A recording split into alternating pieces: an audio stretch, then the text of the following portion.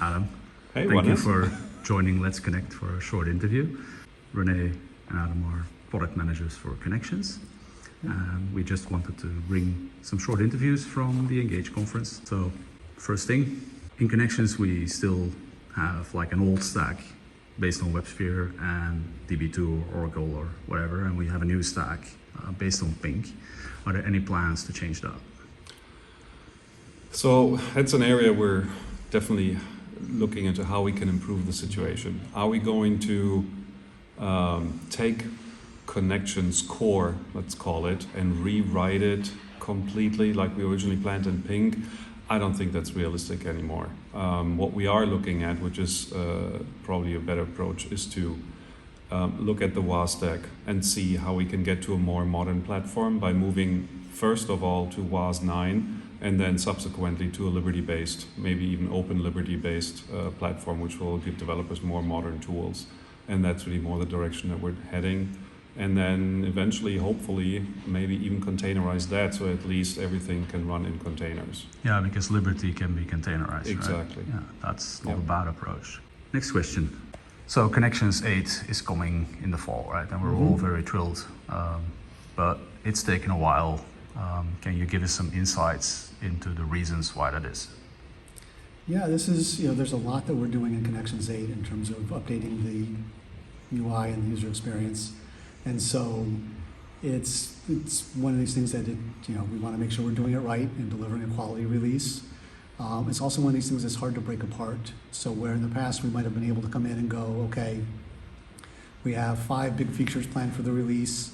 Let's scale it back. We'll release 3 now and the other 2 later. We can't really do that with something like user experience. We can't give you a fraction of the user experience. We can't give you some of those features. Yeah, you need to do it all in one go, right. Otherwise it looks very fragmented. It was proposed. We look at the key things we want to do: the new layout and the user interface, the search, and the sharing, and really feel strongly that they all go together to deliver the full value of Connections 8.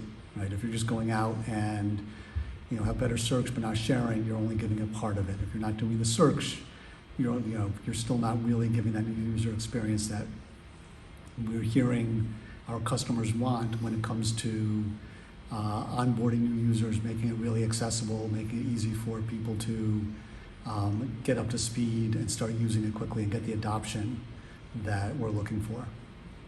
Great.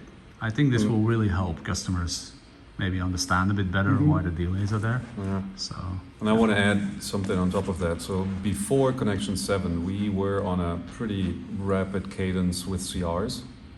And then because of all the reasons Adam mentioned, you can't just do the redesign piecemeal. You have to do it at once. And it just is a lengthy process.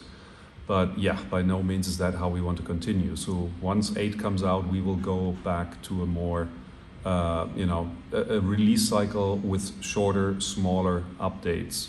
That's so customers can get new features in their hands quicker and more often. Yeah. And just for everybody watching this interview, there is an HCL Connections preview site on which part of it is already there, and it's looking good. Good. So just to lighten up the mood, because we don't want to be boring and only talk about work, is there anything like personal that you want to tell to people that nobody knows, or you want them to know, or well, maybe not that you don't want them to know because you don't want them to know? I know you had a good one. I had a good one, yeah. So something related to work, tying in, but also personal. I coached my son's first Lego Leagues robotics team and have for a number of years. So it's middle school level, in the U.S. is 4th through 8th grade.